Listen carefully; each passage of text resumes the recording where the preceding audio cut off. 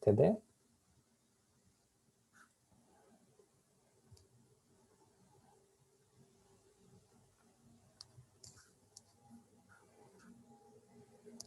Donc,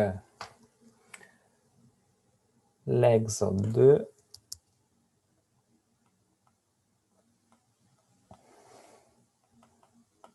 Donc, ce qu'on a fait hier, on a démontré inégalité des points carrés.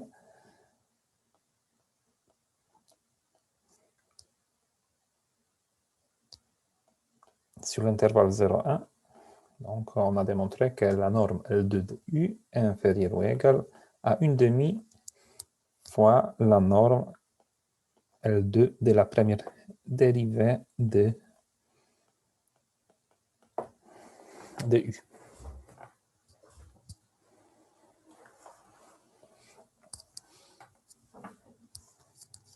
Donc là, dans la question 2, on va travailler dans l'espace qui est égal à H1, 0 sur l'intervalle I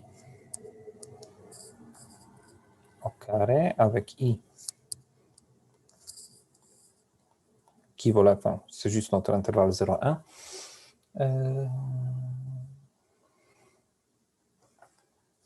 Avec la norme sur cet espace donné par la somme des premières dérivées de U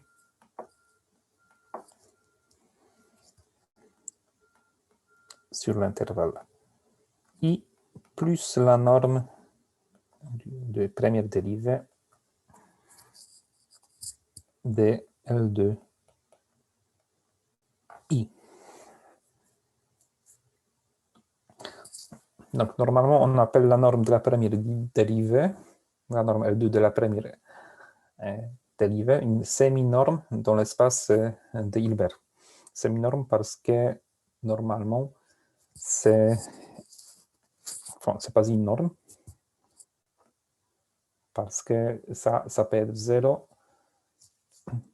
pas seulement pour U qui vont 0. En fait, si U est constante, donc la norme de U' est 0. Donc, c'est pour ça que c'est une semi-norme.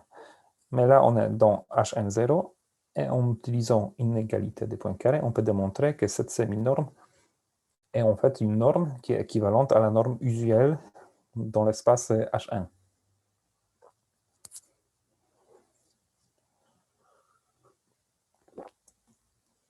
Donc, on va poser une forme bilinéaire sur l'espace V.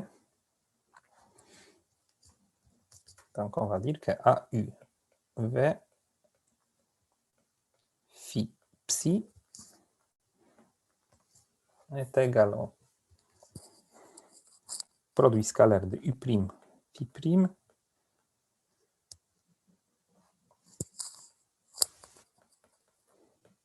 plus un produit scalaire de U moins V' phi moins psi'.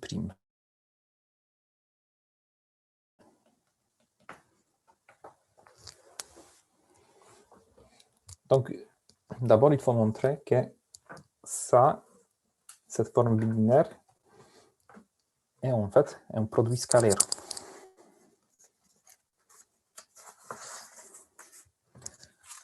Donc, pour démontrer que cette application-là, que cette forme bilinéaire est un produit scalaire, donc il faut montrer trois choses. Donc, la première chose, A doit être symétrique. Donc, ça, c'est évident, vu la définition. Ensuite, il faut démontrer que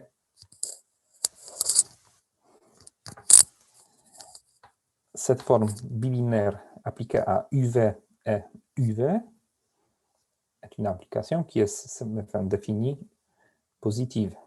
Donc, c'est-à-dire qu'il faut démontrer que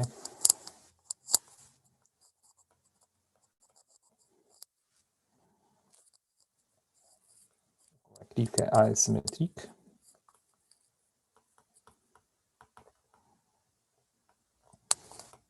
Deuxième chose, on va vérifier si AUV est défini positif. Donc, UV égale à, par définition, la norme L2 au carré de L2 I plus la norme L2 de U moins V' au carré.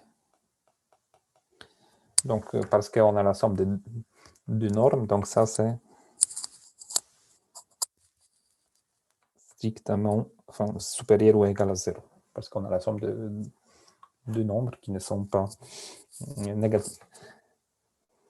Donc, la troisième propriété qu'il faut vérifier, c'est la chose suivante. Donc, en fait, AUV V égale à 0, et ça implique que U égale V égale à 0. Donc là, on va calculer ça. AU V égale à U'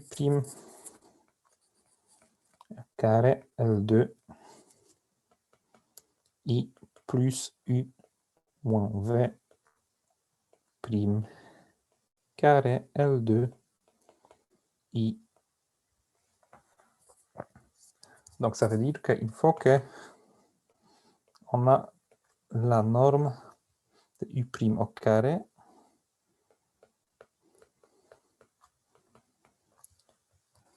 qui vaut 0. Donc, on va utiliser le point carré, donc ça veut dire que on va dire que U' au carré L2 I est supérieur ou égal à 2 fois la norme U L2I. Donc, ça veut dire que la norme U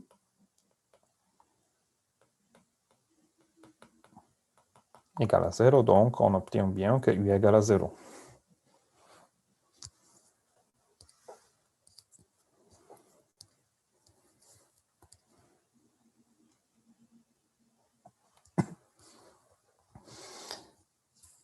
Et on va aussi avoir que U moins V', donc on a aussi U moins V' au carré égale à 0. Donc, c'est-à-dire l'intégrale sur notre intervalle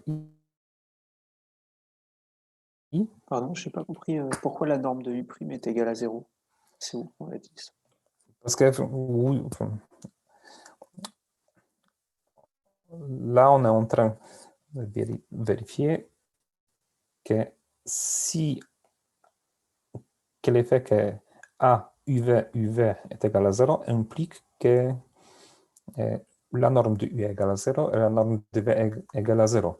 Donc, si vous écrivez, développez ça, la forme binaire, vous obtenez que c'est la somme de deux choses, de deux nombres négatifs. Oui. Donc, ça veut dire que les deux doivent être égales à 0, si on va voir 0. Ah oui, d'accord, ok. Ça marche, merci.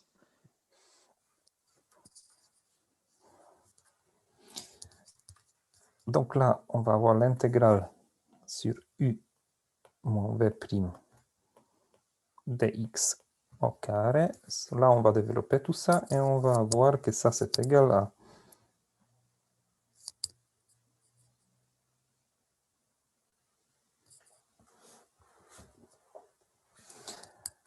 la norme de U L2I au carré plus la norme de V'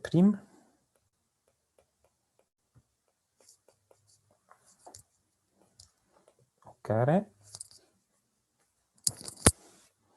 moins deux intégrales de U V' de x sur l'intervalle i. Donc là, on va utiliser le Cauchy-Schwarz. Donc ça, c'est inférieur ou égal à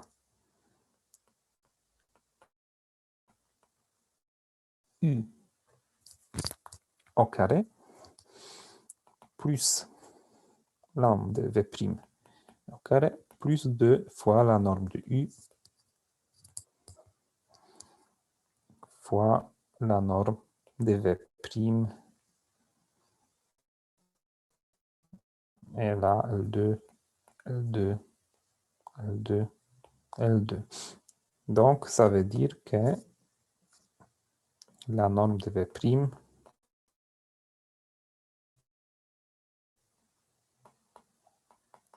de u est égale à 0. Donc, ça veut dire que la norme de v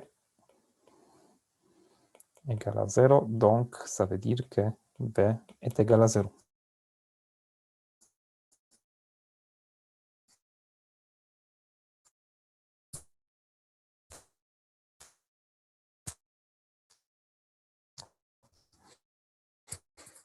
Donc, on a bien A.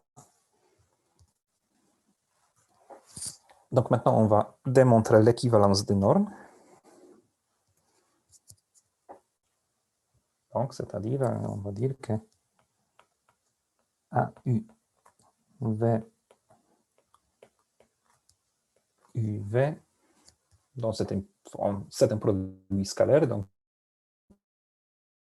ça induit une norme. Donc, on va maintenant démontrer que cette norme est une norme qui est équivalente à la norme usuelle, donc à la norme V. Donc, c'est-à-dire, on va développer comme avant.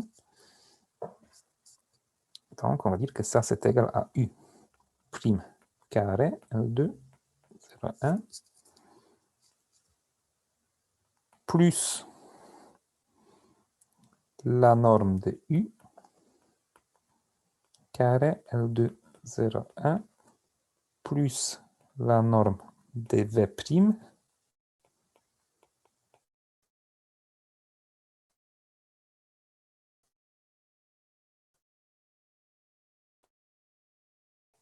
de dx. Donc,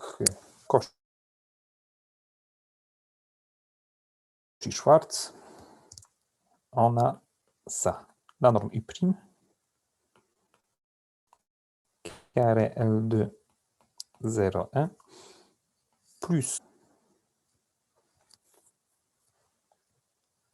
la norme U Monsieur, carré L2, 0. pardon, Oui. j'ai pas compris pourquoi la norme de la dérivée égale 0, ça implique que la norme de la fonction est égale à 0. Norme de v.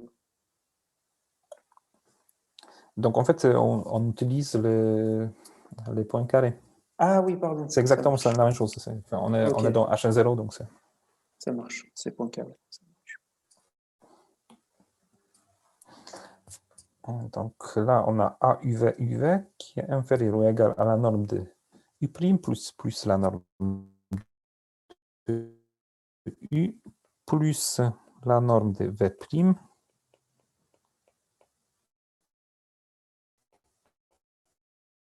deux fois la norme de U.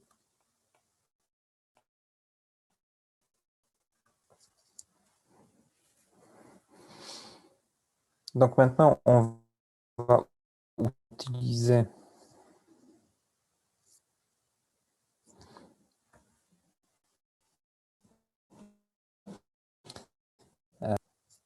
pardon, ça c'est la norme de V', donc inégalité de Young. Inégalité de Young.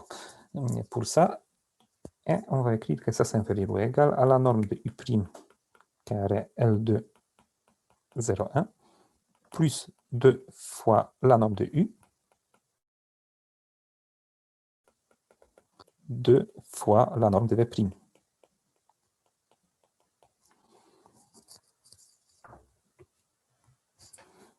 Donc ensuite, on va utiliser le point carré sur la norme de U, et on va obtenir que ça c'est inférieur ou égal à 2 fois U'. au carré plus 2 fois la norme de V' au carré. Donc, ça, c'est égal, par définition, à 2 fois la norme de UV au carré.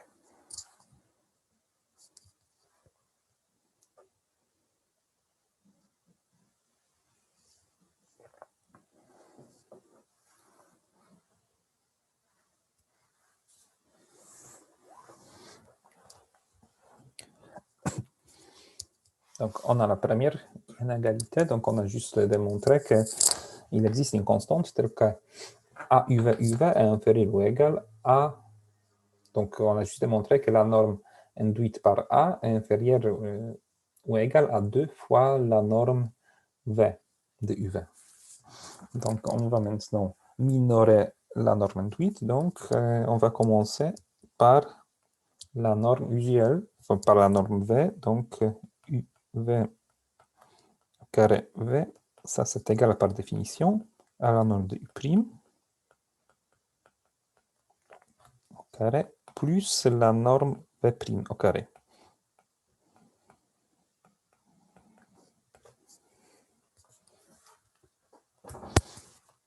Donc là, qu'est-ce qu'on va obtenir? On va avoir ici U moins V'. Donc ça veut dire qu'on va juste ajouter et enlever U à la deuxième norme. U' carré L2 0, 1 plus U moins V', parce qu'on peut changer la signe, ça change rien dans la norme, et moins U carré L2 0, 1, donc ça revient, c'est la même chose. Ensuite, on utilise une égalité de triangle, donc ça c'est inférieur ou égal à la norme U' carré L2 0, 1 plus ce qu'il faut, donc la norme de UV' carré L2 0, 1 plus la norme L2 DU. Donc là, on va utiliser les points carrés pour se débarrasser de la norme de U.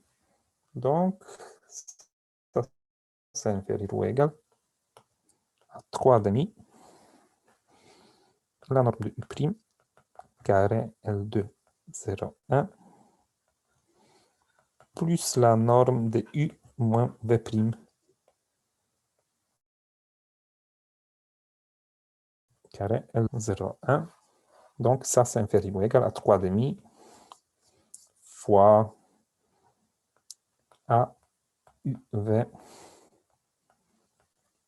UV qu'on va peut-être appeler, bon, 3,5, la norme UVA au carré.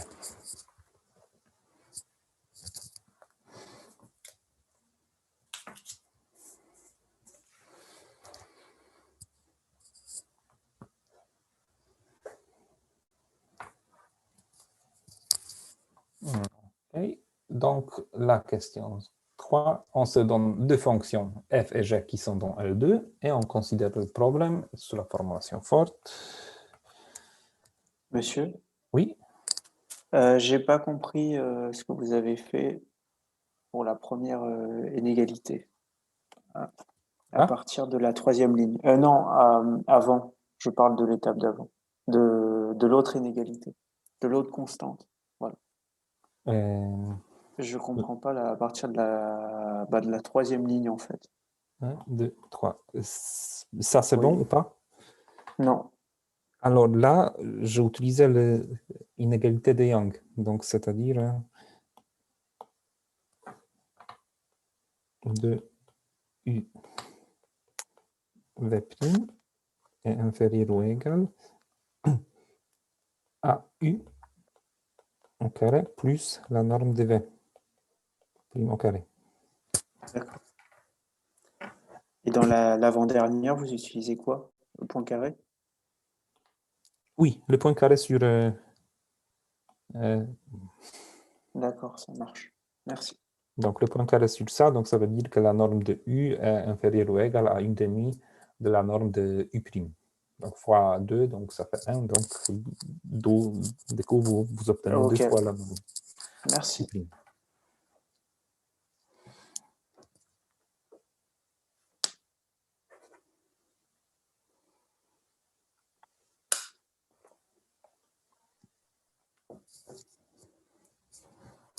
Okay. Donc, dans la question 4, on considère l'équation, donc moins la deuxième dérivée de U plus V plus U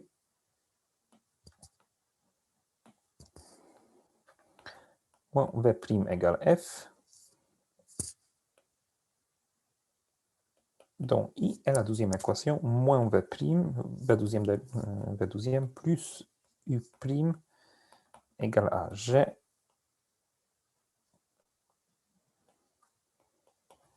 dont I.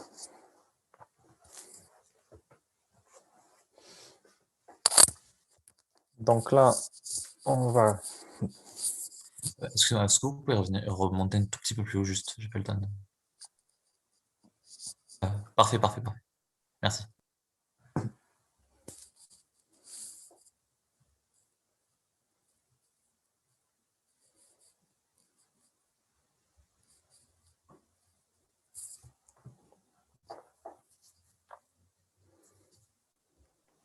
Monsieur, Oui, vous avez écrit 3 demi, norme de UV carré, et la norme, c'est quoi en bas? C'est la norme de 1. alors... La dernière ligne inégalité. Ça? Non. Là où il y a marqué 3 demi de A de UV, 3,8 UV. Bon, Voilà, en fait, celle-là, la norme, c'est laquelle? Celle qui est à droite. bon, moi, j'appelais ça... en fait, c'est la norme induite par votre forme binaire, donc j'appelle ça A. D'accord. Merci.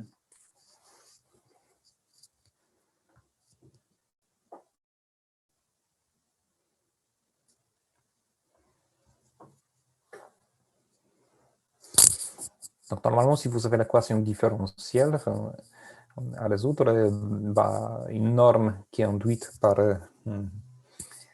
la forme binaire s'appelle une norme d'énergie, parce que ça vous donne l'énergie du système.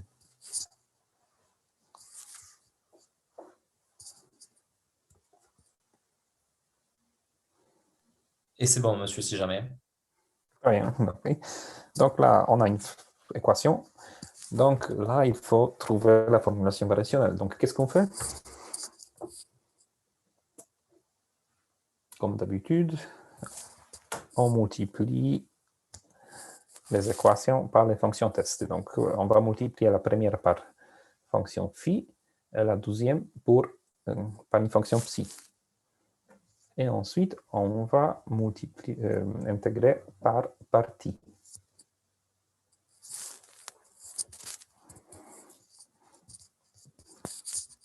Donc, on est dans H10, donc ça veut dire qu'il n'y a pas de terme au bord.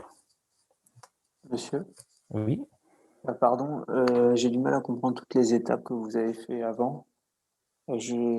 Celle du milieu, j'ai pas trop bien compris ce que. Ouais. Celle-ci. Ah non, celle juste en dessous. Ça, donc Oui, ça c'est une égalité de triangle. d'accord. Ouais, mais c'est vu qu'il y a un carré, c'est pour ça. J'ai du mal à voir parce que d'habitude c'est la norme de A plus B au carré. Je savais pas que c'était. Vu Ah qu'il y a oui, un oui, carré. oui, oui, oui, ouais, vous avez raison, hein, j'ai oublié le terme, mais bon, ça change pas grand-chose. Hein.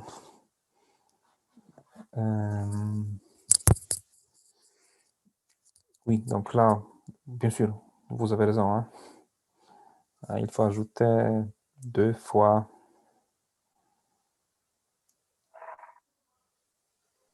la norme de U plus la norme de fois la norme de... Ok, on va écrire ça en rouge. Ici, plus 2 fois la norme de U,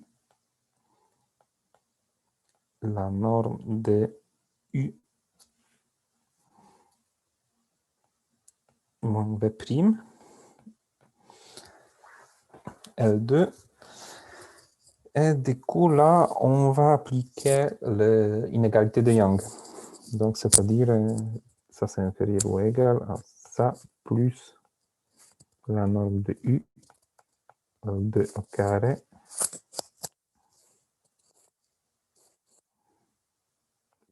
plus la norme de U moins V' au carré. Ah, on va avoir... Donc,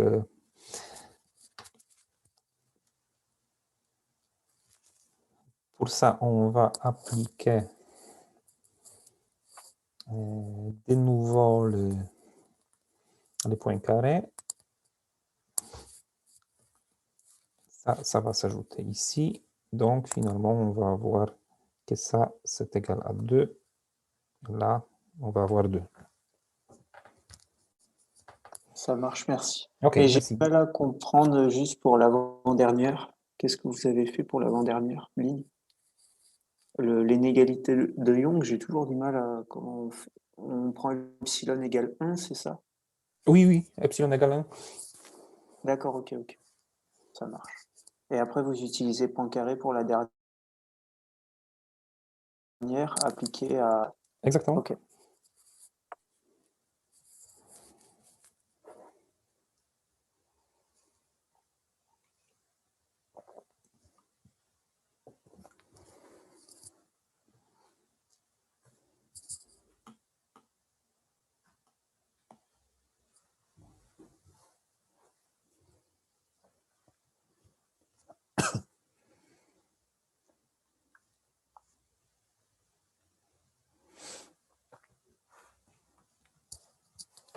Donc, OK, donc là, on a une équation, on multiplie ça par les fonctions test, on intègre par partie et on obtient pour la première équation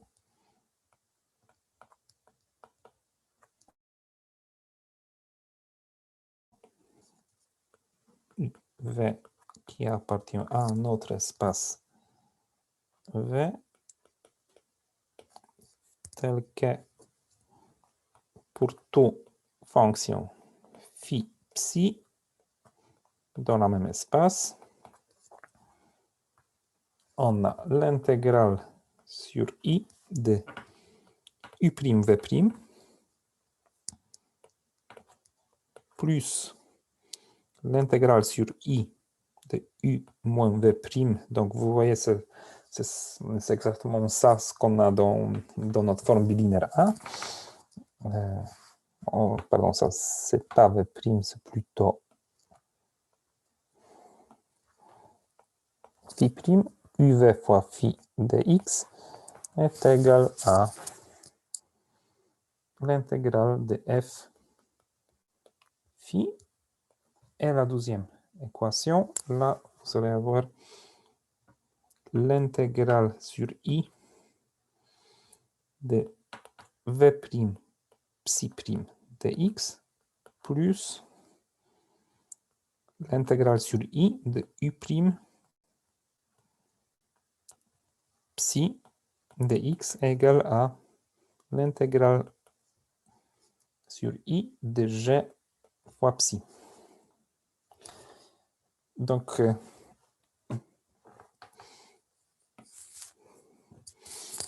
si on regarde maintenant cette formulation variationnelle, donc là, on trouve que là, on a u' phi', donc le terme qui est dans notre forme bilinéaire. A. Là, on a u moins v' phi. Donc là, on a u moins v' phi qui est aussi dans la forme bilinéaire. Mais par contre, là, cette équation n'entre pas dans la forme bilinéaire. Donc en fait, il faut avoir ici, ce qui nous reste, c'est u moins v' fois psi'. Donc en fait, il faut intégrer 12e terme par partie. Donc là, on va avoir, si on intègre ça par partie, on va avoir moins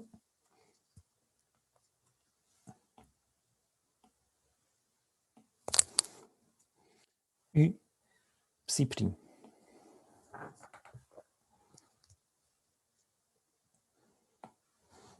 Et maintenant, on va faire la soustraction de 2. Donc, on va avoir l'intégrale sur I de U' phi prime dx plus l'intégrale sur I de U moins V prime. Là, on va avoir aussi U moins V prime. U moins V prime.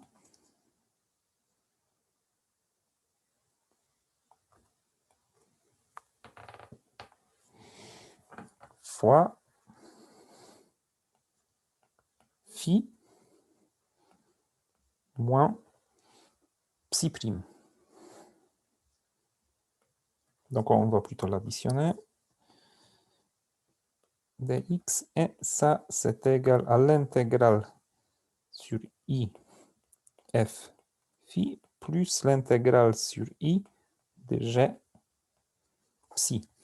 Donc là, on peut dire que ça peut s'écrire comme AUV phi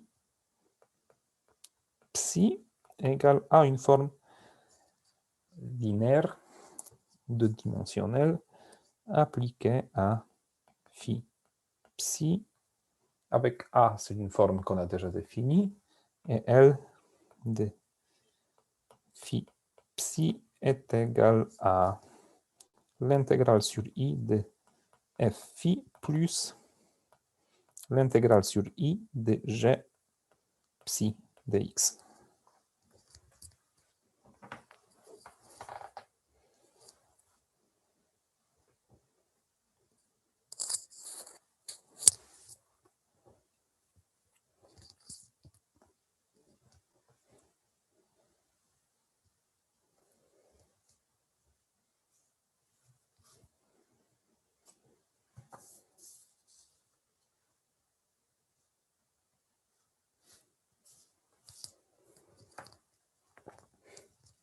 Donc, pour montrer l'existence et l'unicité de la solution, on va utiliser le théorème de Lax-Milgram. Parce qu'on cherche la solution dans le même espace dans lequel on prend les fonctions test. D'accord? Donc, il faut juste montrer que la forme bilinéaire A, elle est coercive et continue. Donc, en fait, la forme linéaire L, elle est continue. Donc là, il n'y a rien à montrer. On va se juste occuper de la norme de la forme bilinéaire A. Donc, c'est-à-dire, on va commencer par la continuité.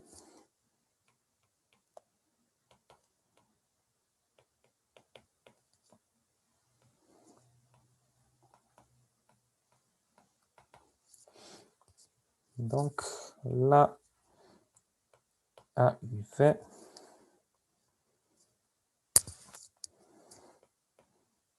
phi psi.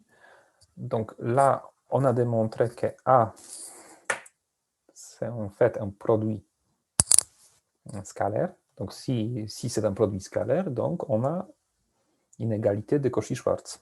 Donc on peut écrire tout de suite que ça, c'est inférieur ou égal à la norme UV, notre norme A, norme engendrée par ce produit scalaire, fois phi psi en norme A.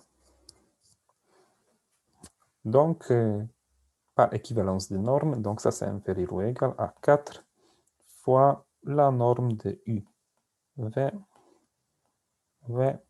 fois la norme phi psi V.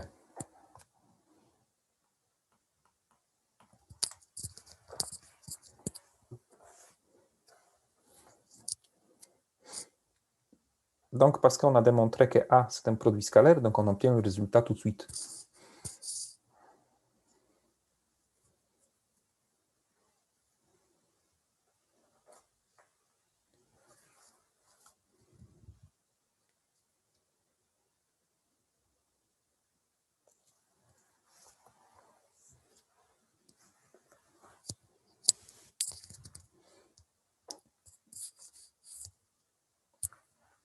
Et en plus, par équivalence de normes, on a la coercivité, donc UV phi psi, pardon,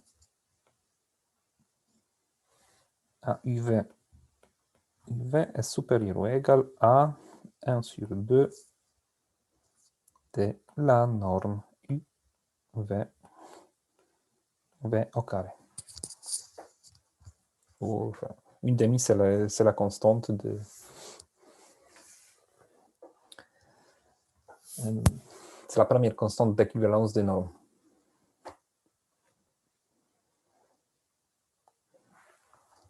Donc, ça veut dire que A coercive et continue. L est continue. Donc, d'après le théorème de l'axe Milgram,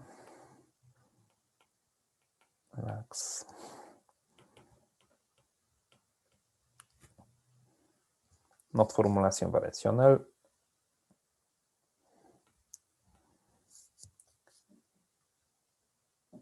qui est appelée PV1 dans l'annoncé admet une solution unique.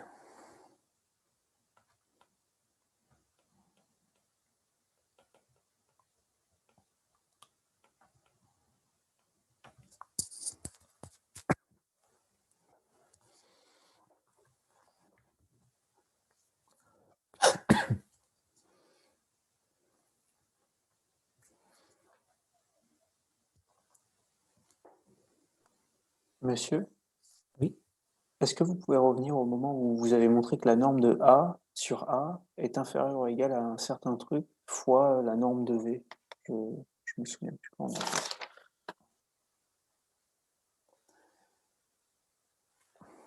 ça. Et là, Oui, alors c'est là que ça fait apparaître. Mais du coup, je comprends pas le 4. Parce que si on enlève les carrés, du coup, on n'a pas plutôt Ah. racine de 2. Et du coup, on fait racine de 2 fois racine de 2 qui fait 2.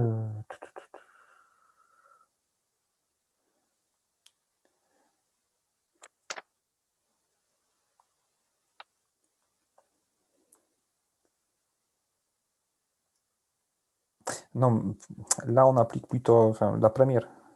Ah, la première. Alors, je la regarde Donc, pas. donc la norme de AUV est inférieure ou égale à...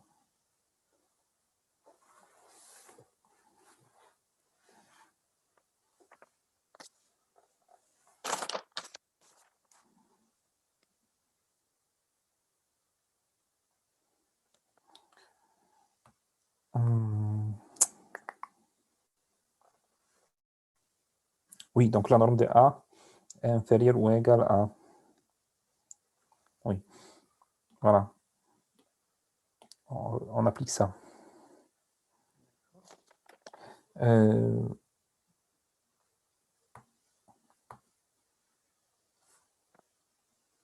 Oui, vous avez raison, hein, il n'y a pas de 4, il y a juste 2. Parce que là, c'était enfin pour le carré. Ouais, et le 2, c'est bien racine de 2 fois racine de 2, du coup. Exactement, oui. Ok, ça marche. Merci.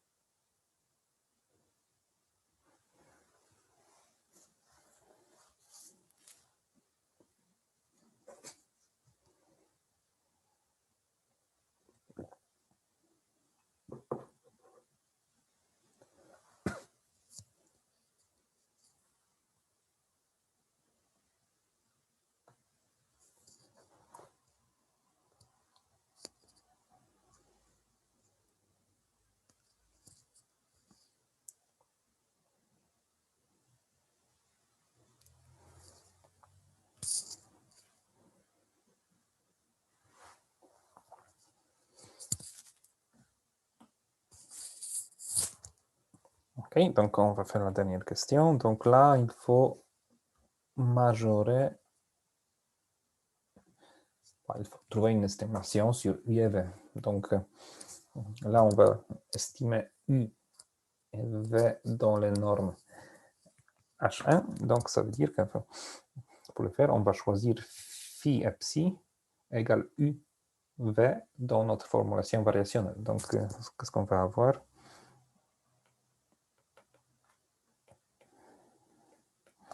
On va avoir A U V appliqué à U V égale à L U V. Donc, ça veut dire qu'on a la norme de U' carré L2 plus la norme U moins V' carré L2 est égal à l'intégrale sur I F U dx plus l'intégrale sur I G V dx. Donc, Cauchy-Schwarz. Donc, on obtient que ça, c'est inférieur ou égal à la norme L2 de F, la norme L2 de U, plus la norme L2 de G fois la norme L2 de V. Donc ça, on peut majorer par la norme, enfin la norme U, on peut majorer par la norme H1, et la norme L2dV, on peut majorer par la norme H1dV, donc on obtient ça, F L2 U H1 plus G L2 V H1. Donc tout ça, c'est inférieur ou égal à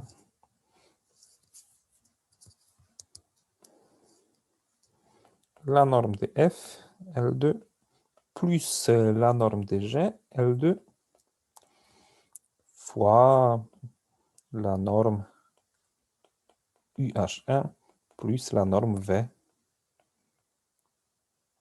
H1.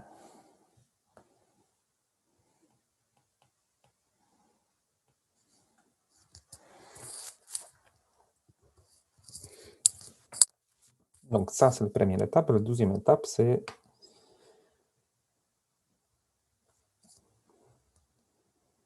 de minorer ça par la norme H1. En fait, par la somme des normes H1 de U et V. Donc là, on écrit U' carré L2 plus U moins V' carré L2, enfin si on utilise l'équivalence des normes, donc on dit que ça c'est supérieur ou égal à, je vais rechercher la constante,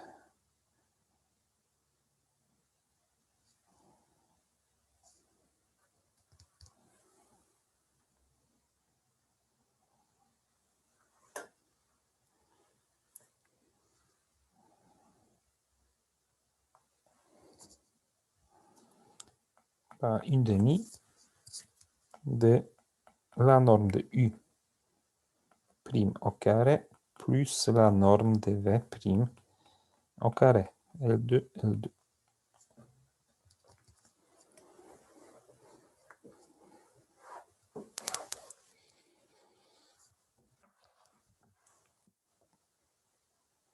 Donc maintenant, on va réécrire ça comme une demi.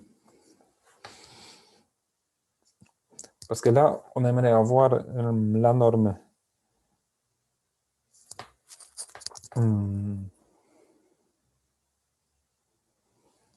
la norme H1.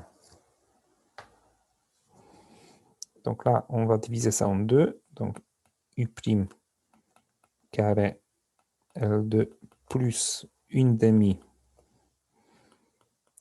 U' carré L2 plus une demi V' carré L2 plus une demi la norme V' au carré. Donc, maintenant, on va utiliser le point carré. Donc, ça veut dire une demi fois une demi U'. Pardon, c'est supérieur ou égal.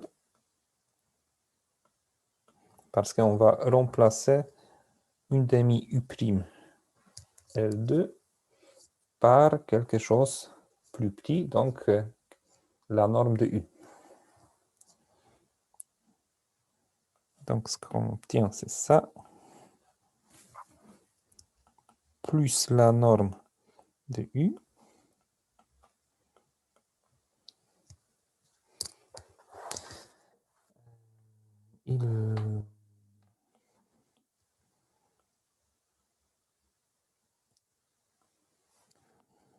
Avec la constante, donc là, on avait qu'une demi, que la norme de U' est supérieure à égale à 2 fois la norme de U. Donc, si on met ça au carré, donc là, on va avoir plus 2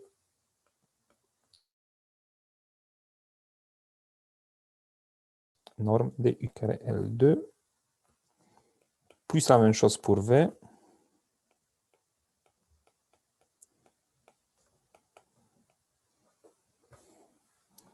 Monsieur, excusez-moi, la première ligne, ça correspond à quoi? L'inégalité de la première ligne? Ça, c'est l'équivalence des normes. Ah oui, d'accord, ok. Merci.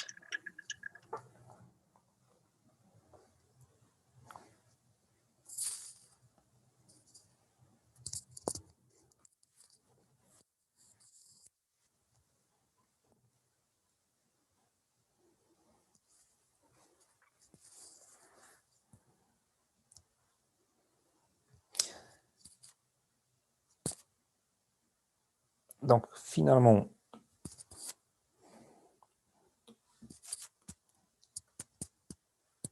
tout ça, c'est supérieur. Donc, on peut remplacer 2 par une demi. Donc, on obtient que ça, c'est supérieur ou égal à 1 sur 4. La norme de U H1 au carré plus la norme V au carré H1.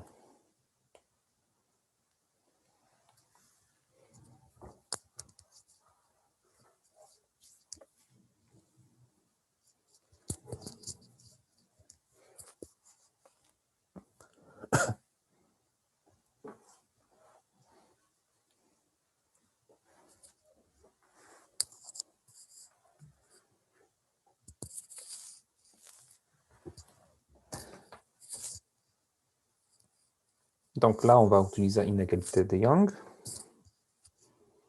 Donc pour dire que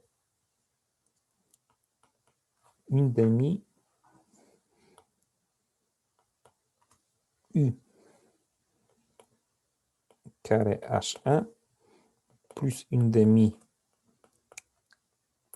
carré H1 est supérieur ou égal à 2 fois la norme de U H1, la norme de V H1.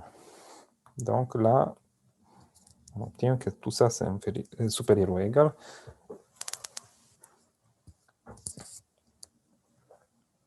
Pardon, il n'y a pas 2.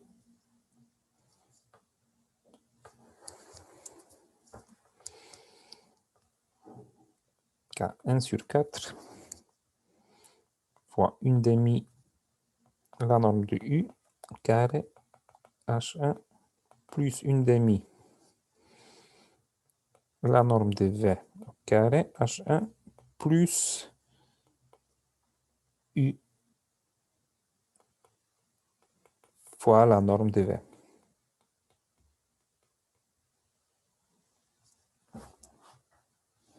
Monsieur, Oui. est-ce que vous avez supposé pour la dernière, quand vous avez fait apparaître le 1 quart, vous avez donc supposé qu'au lieu de 2, là où il y a des 2, il y a des 1,5 à la place, c'est ça? Exactement. Ok, Parce que 2 est supérieur à une demi, donc. ouais, ok, ça marche.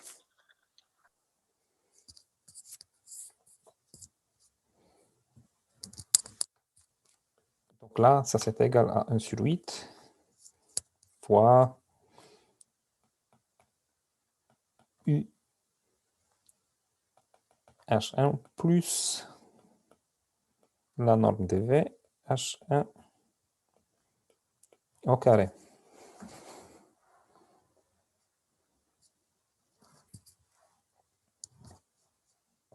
Donc, si on combine tout, on obtient que la norme de U H1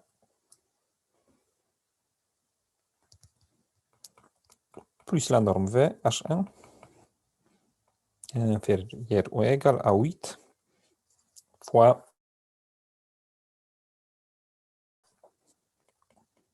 plus la norme de G L2.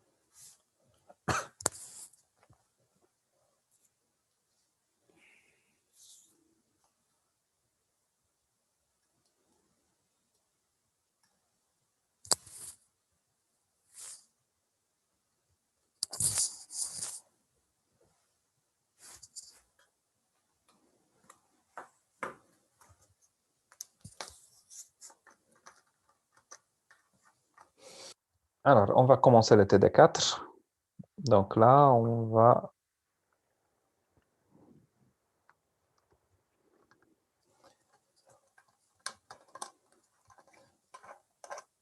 attaquer les problèmes 2D.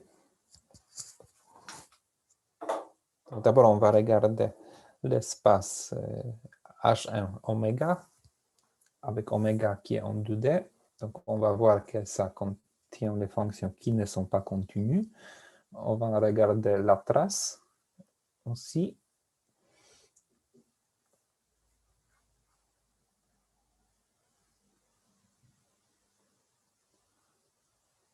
On va démontrer inégalité des points carrés en 2D. Et après, bon, on va regarder un peu le théorème de Green.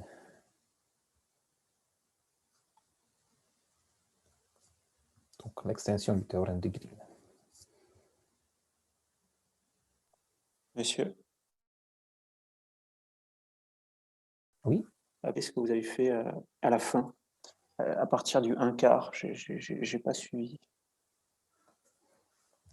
Et donc,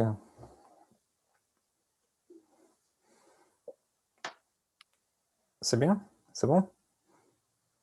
Ouais, bah c'est cette ligne, non, je sais pas d'où elle vient. Eh ben, ça vient de l'inégalité de Young. Donc, en fait, là, on fait comme avant, donc on divise la norme de U en deux parties, donc une demi fois la norme de U, plus une demi la norme de U. D'accord.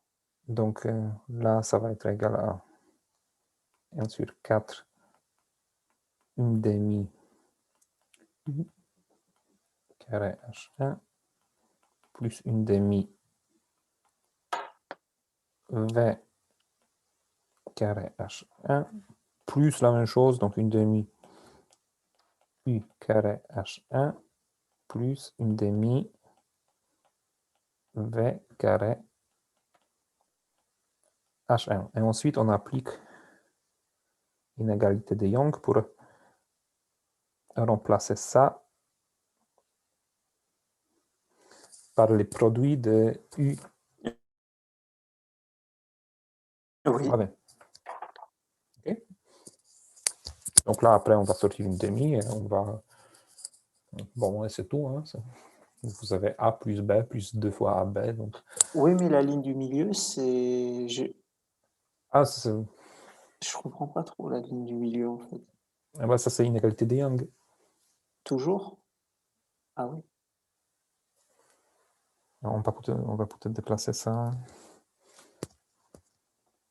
Alors, ce que vous avez entouré, oui, je suis d'accord, c'est l'inégalité de Young. Mais ce qu'il y a en dessous, c'est de nouveau l'inégalité de Young. Là? Oui. Non, oui, j'ai juste appliqué une égalité de Young pour remplacer ça, ces deux termes, par ça.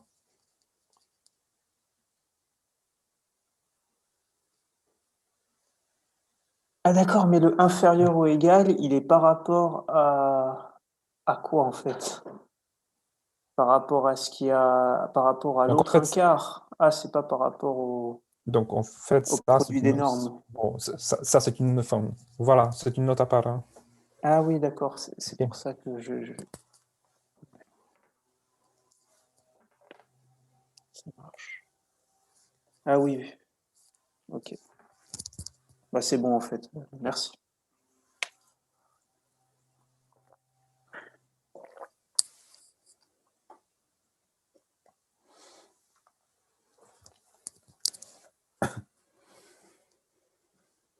Donc, j'ai mis le TD4 sur Moodle.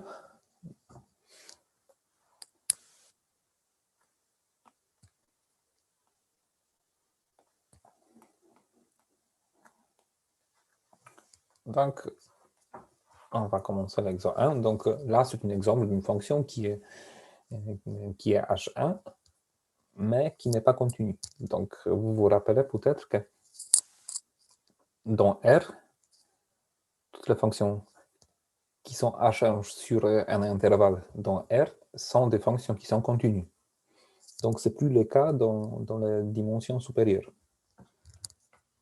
Donc là, on va dire que... Donc, on va commencer par exemple 1. Donc, on se donne oméga, une boule centrée en 0 et de rayon 1. Et on se pose une fonction u de x qui vaut ln de 1 sur x puissance k avec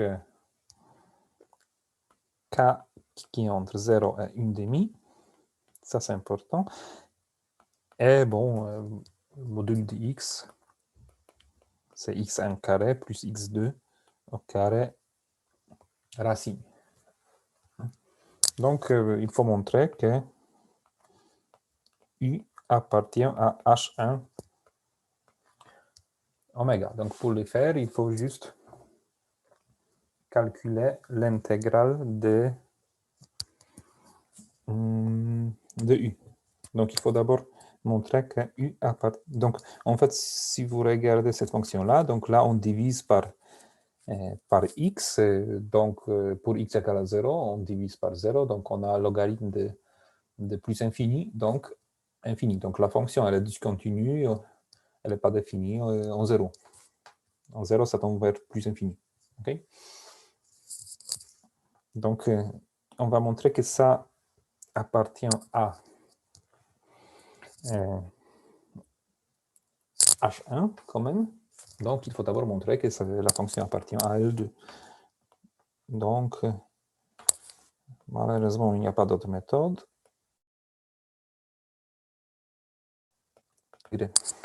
Donc, c'est-à-dire l'intégrale sur oméga de u carré de x dx. Là, on va passer par les coordonnées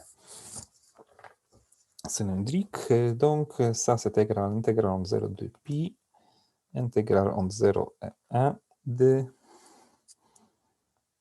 ln 1 sur r, puissance k, r, dr, dθ. Donc, on peut intégrer tout de suite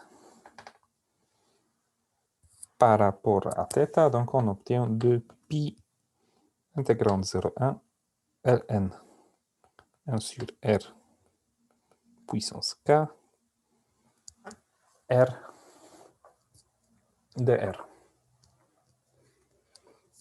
Donc, ça, qu'est-ce que ça donne, cette intégrale?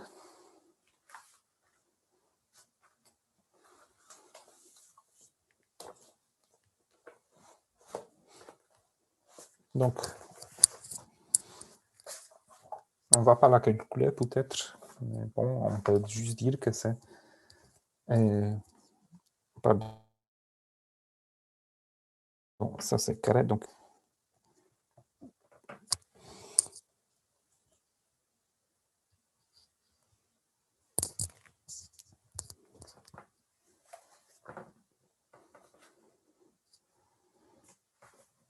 Donc, comment le faire? Donc, on peut juste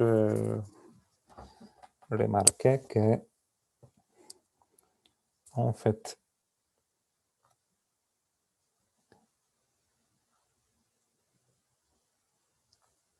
ln 1 sur r, bon, logarithme de x,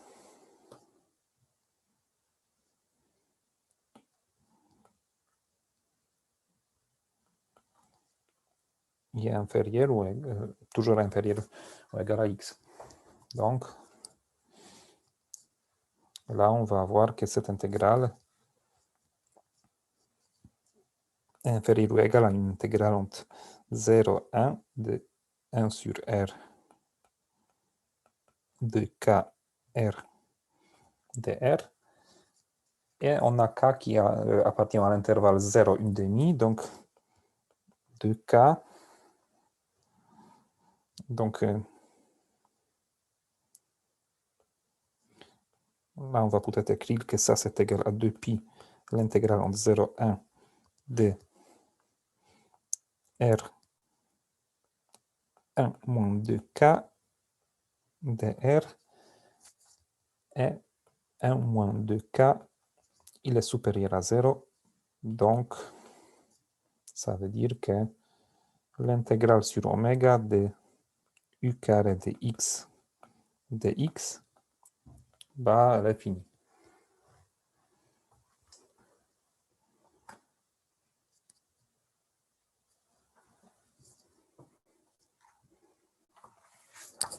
Donc là, vous avez une fonction qui est discontinue, mais qui est quand même L2.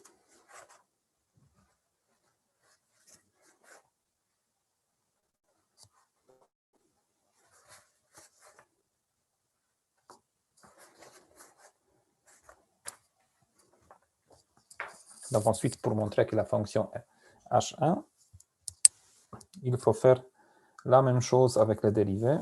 Donc, c'est-à-dire, on va dériver u par rapport à x1.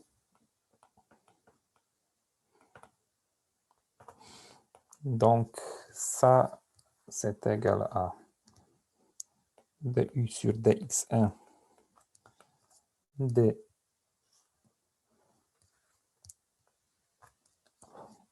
ln 1 sur module de x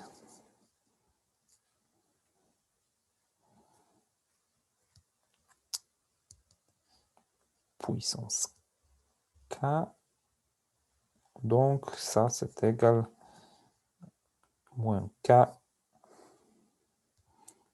ln 1 sur x puissance k moins 1 fois x1 divisé par la norme de x au carré.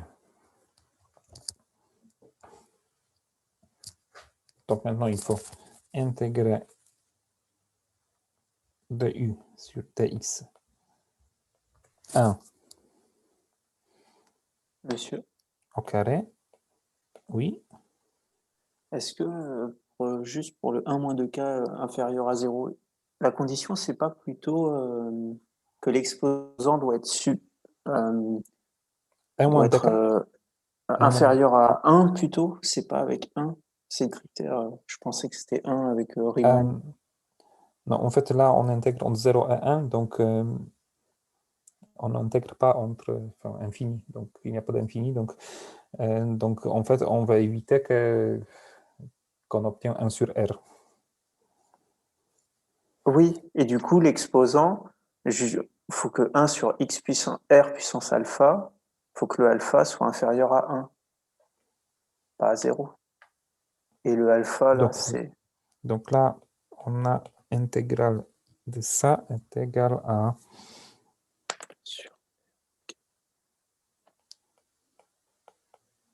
2k fois R2 moins 2k. Entre 0 et 1.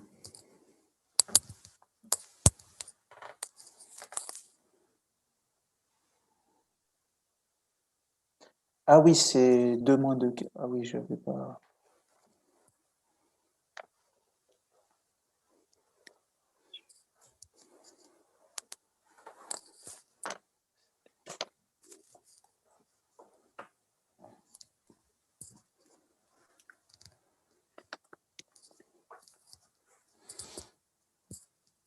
Donc ça, si on intègre ça, on passe toujours par les coordonnées cylindriques. Donc intégrale entre 0,2 pi, intégrale entre 0,1 de k carré ln 1 sur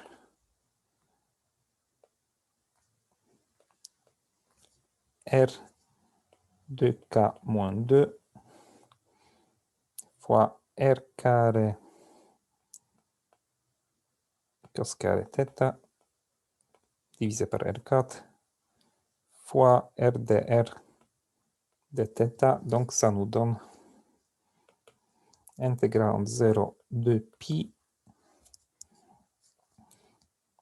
de k carré intégrale entre 0, 1 ln 1 sur R 2k moins 2 1 sur R cos carré θ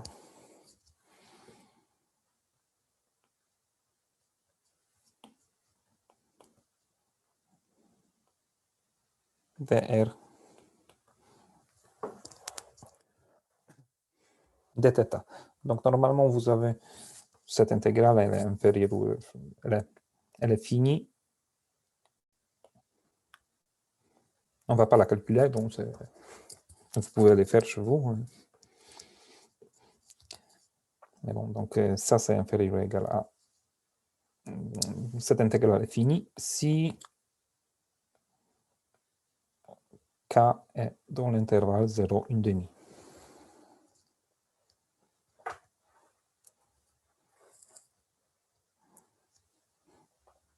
Donc là, on a une fonction qui est h1 qui n'est pas continue en 0.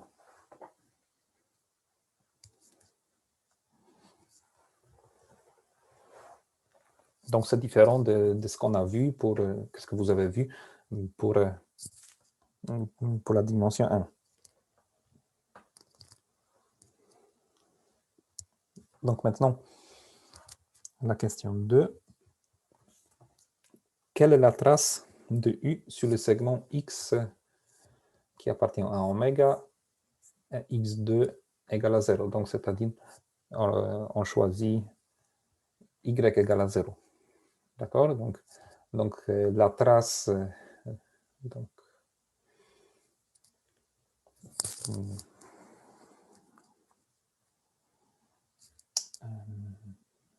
qu'on va noter, par exemple.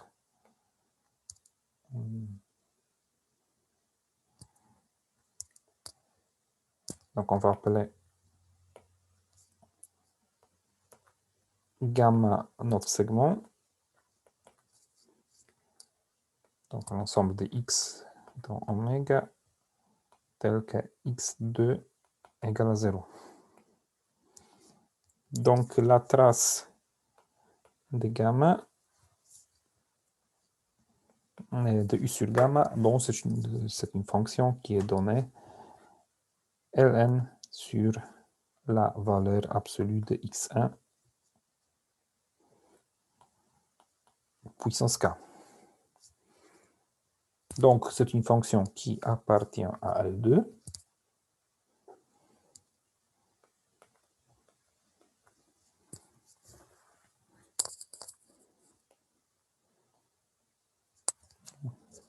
De gamma, donc bon, ça veut dire bon, ok. Mais qui est quand même discontinu en 0. Donc ça veut dire que la trace sur gamma de la fonction u n'appartient pas à h1 de gamma. Parce que vous vous souvenez que les fonctions h1 sur dans la dimension 1 sont des fonctions qui sont continues. Donc là, on a clairement une fonction qui n'est pas continue, donc elle n'appartient pas à l'espace h1 sur gamma.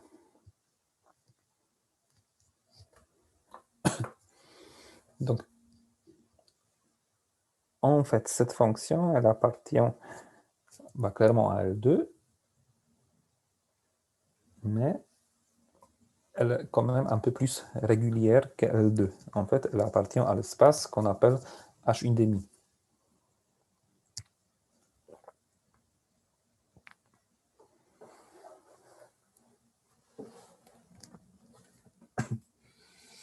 Donc on peut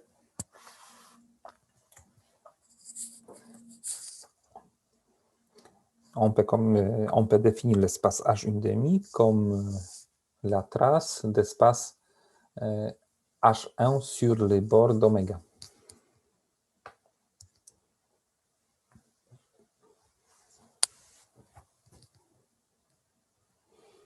Monsieur? Oui. Ça appartient à L2 par le... On fait le même calcul qu'avant. Exactement, oui. D'accord. Et ça appartient pas à H1 de oméga de gamma parce que c'est pas continu en x1 égale 0.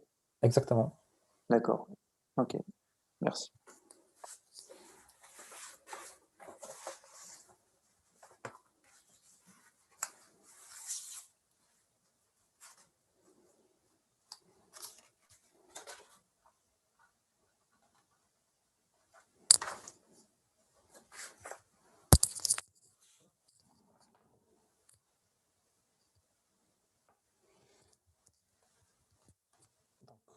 Dans l'exemple 2, on va montrer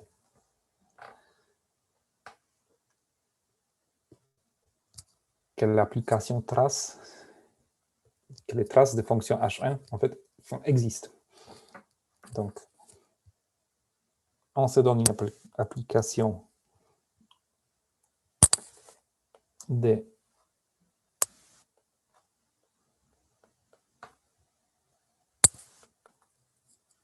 R, donc c'est-à-dire on se donne une application où on fixe une coordonnée à 0.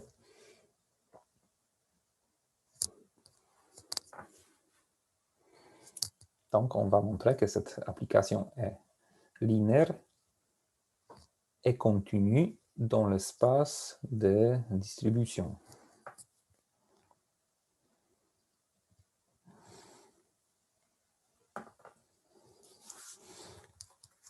Donc, normalement, on dit que cette application s'appelle gamma 0, enfin, une trace. Bon, c'est une trace, c'est la trace. Donc, on va démontrer ça dans l'espace des fonctions qui sont continues sur adhérence de R. N. Donc, en fait, ça, c'est un espace de fonctions qui sont C infini. mais qui ne sont pas à support compact. Ils sont juste à infini. Donc, on va prendre U qui appartient à cet espace.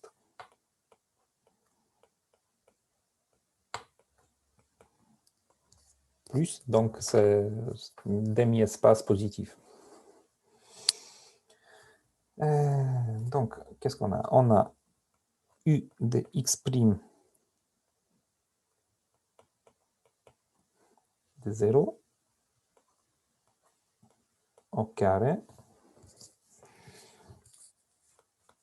égale, donc on va exprimer U comme l'intégrale entre 0 et plus infini. De la dérivée. Moins 0 infini d sur dxn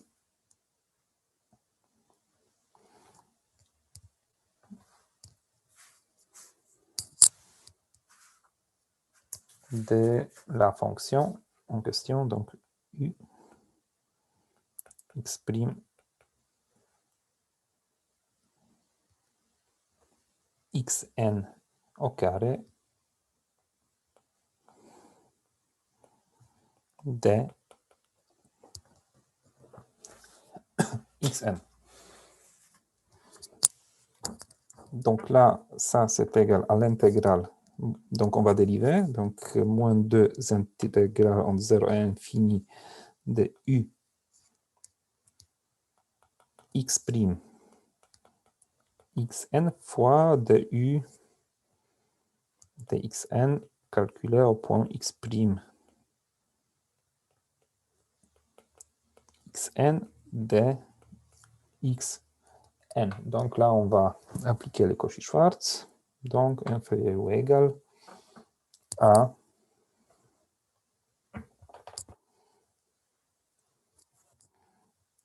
deux fois l'intégrale entre 0 et infini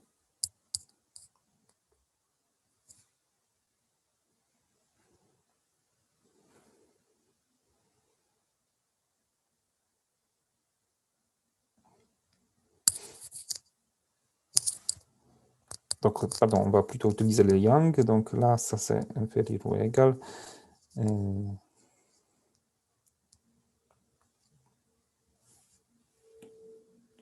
D'abord, on va laisser ça. On va écrire la valeur absolue.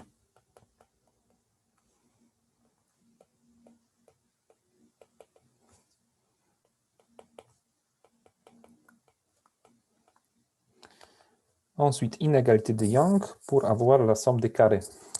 Donc, inférieur ou égal 0 infini de U x' xn au carré plus du de xn x' xn au carré de xn.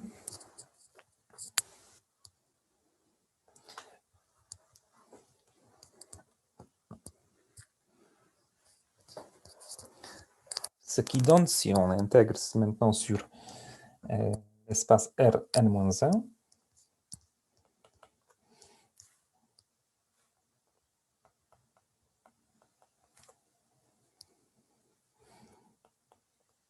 Ux'0 de x' qui est inférieur ou égal à l'intégrale sur Rn plus de U carré plus du dxn au carré dx. Donc, on intègre tout ça par rapport à l'x'. Et ça, c'est inférieur ou égal à la norme U carré H1 sur notre espace Rn plus.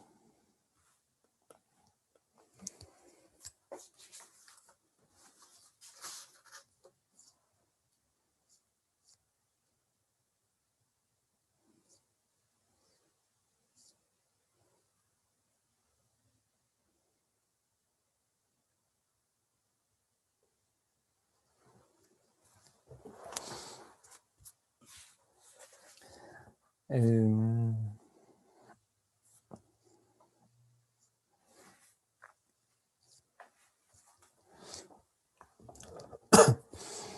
Donc là, on a démontré la continuité. Donc maintenant,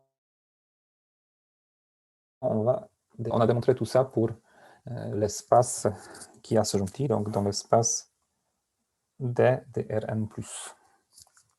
Donc là, on va utiliser la densité. Donc c'est ça, comme on fait toujours pour nos espaces de Sobolev. Donc on démontre quelque chose pour les fonctions qui sont continues. C'est infini, si c'est possible, peut-être super compact, et ensuite on utilise la densité. Donc là, on utilise l'effet que Rn plus est dense dans l'espace H1 plus, donc, c'est-à-dire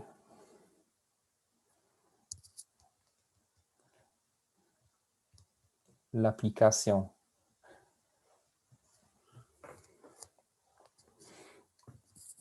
donc on peut définir la trace pour les fonctions qui sont seulement H1. Donc,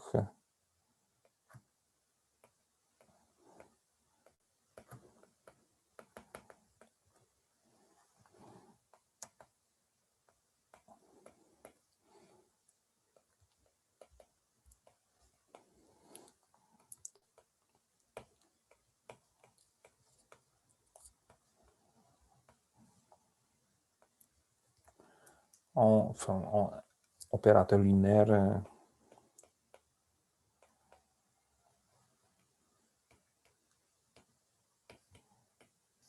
est continu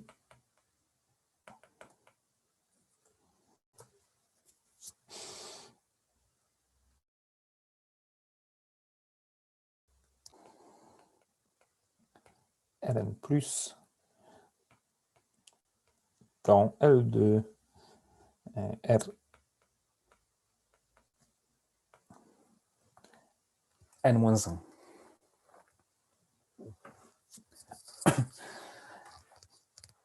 Donc, là, on a démontré l'existence des traces pour la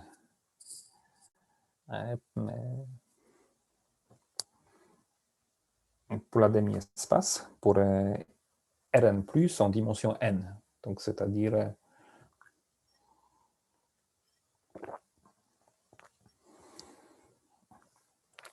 donc après, on peut démontrer l'existence des traces pour n ouvert fermé, oméga, avec un bord qui est Lipschitzienne SC1 par morceau. Mais on ne va pas le faire. Donc la méthode, c'est d'appliquer ce théorème sur des morceaux de bord. Donc, on crée une map qui transforme un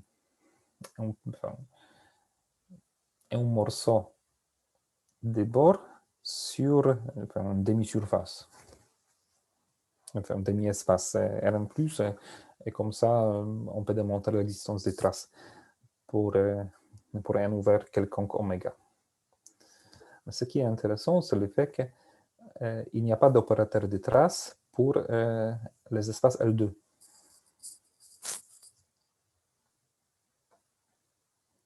Donc, on peut définir une trace pour les fonctions qui sont H1, mais on ne peut pas définir une trace pour les fonctions qui sont L2.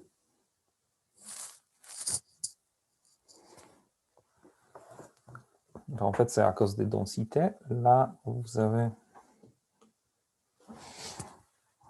On utilise que...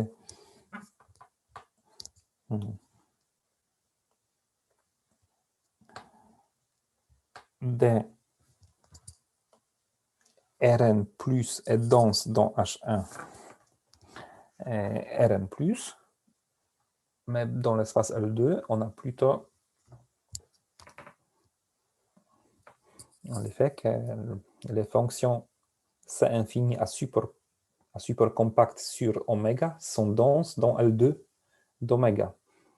Donc, les fonctions à support compact, donc les fonctions qui sont 0 sur les bords. Donc, l'espace des fonctions C infini à support compact est dense dans L2. Donc, ça veut dire que pour chaque fonction qui est L2, il existe une suite dont les fonctions C infini à support compact, telle que cette suite converge vers la fonction L2. Donc, si on définit les traces, donc la trace doit être 0 sur toutes les fonctions C infini à support compact. Donc, si on passe à la limite, on trouve que la trace est égale à 0, qui n'est pas vrai. Donc, on ne peut pas définir un opérateur de trace pour les espaces L2.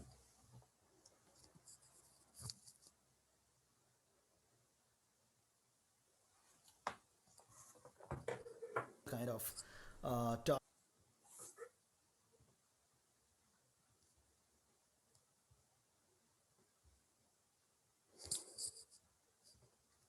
Donc, on va peut-être pas faire l'exo 4.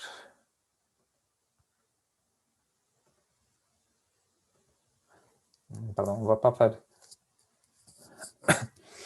l'exo 3, mais c'est juste... Bon, on va juste regarder qu'est-ce qu'il est. Je ne sais pas si vous avez... Si vous savez ça, mais en fait, on peut lier avec la transformée de Fourier. Donc, en fait, la fonction U appartient à H1 si et seulement si 1 plus xi au carré puissance 1/2 fois la transformée de Fourier de U appartient à L2.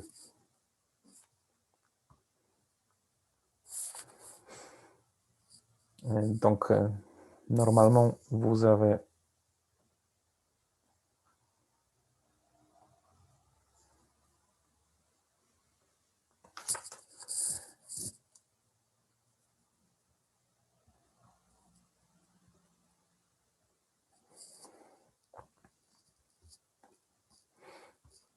donc, c'est-à-dire, on peut démontrer que la norme dans l'espace de Fourier, de la transformée de Fourier, est une norme qui est équivalente à la norme usuelle de H1. Donc, la démonstration n'est pas compliquée, donc il suffit d'appliquer la transformée de Fourier. Donc, si vous avez une fonction qui est H1, donc vous savez que la fonction elle est L2, donc si vous calculez sa transformée de Fourier, vous pouvez montrer que sa transformée de Fourier est également L2.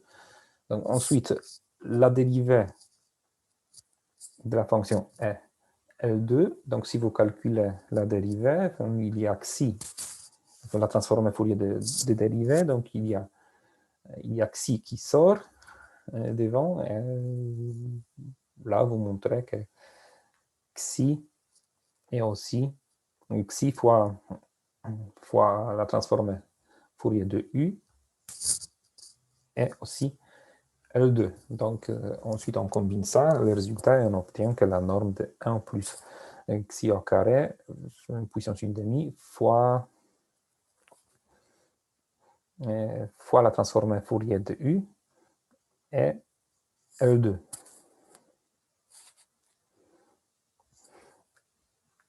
Donc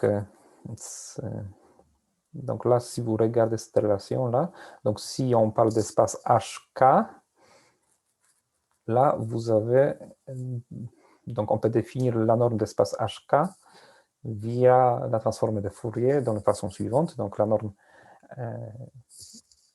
HK est donnée par la norme L2 de 1 plus xi au carré fois puissance k sur 2 fois la transformée de Fourier. Donc, c'est comme ça, on peut définir la norme H1,5. Donc, que vous avez là.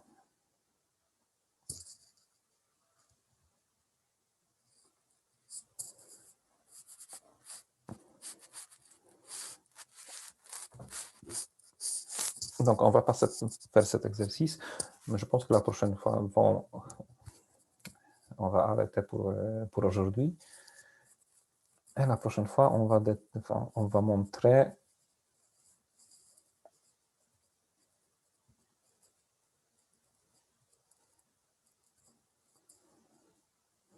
on ne va pas faire l'exo 4 parce que ça, on a déjà fait, je pense, ou un exo similaire, mais on va démontrer, on va faire l'exo 5, donc on va démontrer l'inégalité des points carrés en dimension plus élevée.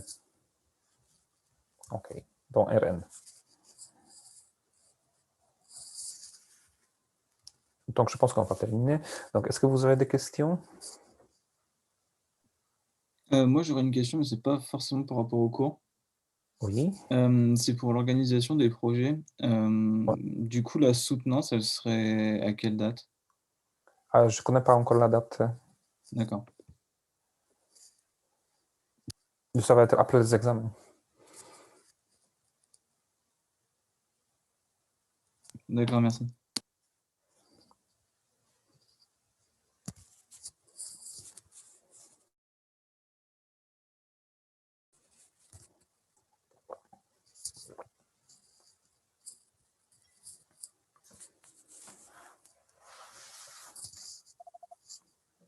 Monsieur, j'avais une question, c'est toute la conclusion de l'exercice 2 du TD3, la toute dernière phrase.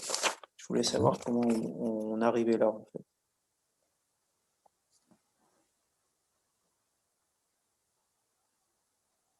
Encore une fois, c'était quel... Alors, c'est juste la norme de UH1 plus la norme de VH1. Pourquoi c'est inférieur ou égal à 8 fois la norme de FL2 plus GL2? J'ai du mal à...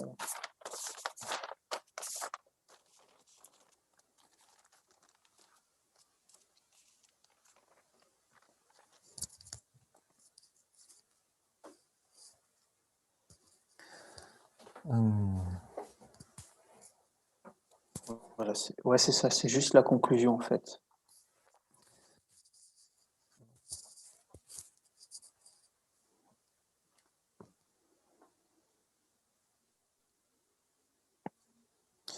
Et donc, qu'est-ce qu'on a? On a que la norme UH1 plus VH1 au carré est en fait inférieure à 8 fois,